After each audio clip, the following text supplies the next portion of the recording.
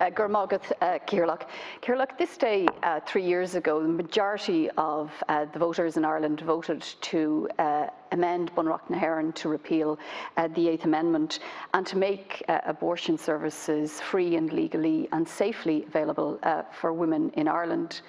And following on from that, in 2018, the legislation was introduced, and in 2019, abortion became, and termination of early pregnancy became legally and safely available to women in Ireland.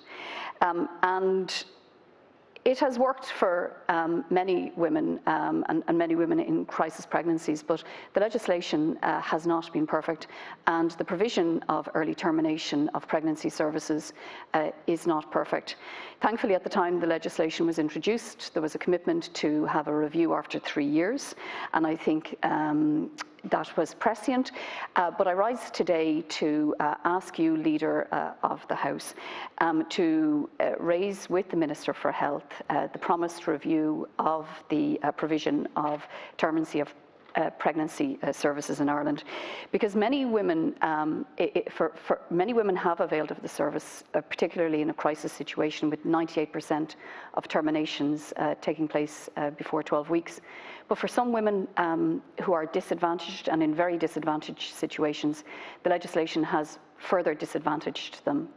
And only 10 of 19 maternity services in the country are providing abortion care. The legislation for safe zones around abortion care facilities is still pending. And in the year after, in 2019, 375 women with an Irish address travelled to the UK for a termination. And it's estimated that during the pandemic, when it has been so lonely and isolating for all of us, but mostly, I can't imagine how it has been for women facing a crisis pregnancy. And it's estimated that 30 of them had to travel to the UK. And can you imagine the loneliness, the pain, the hurt, and the having to deal with strangers and justify a trip that no woman would ever have wanted to make?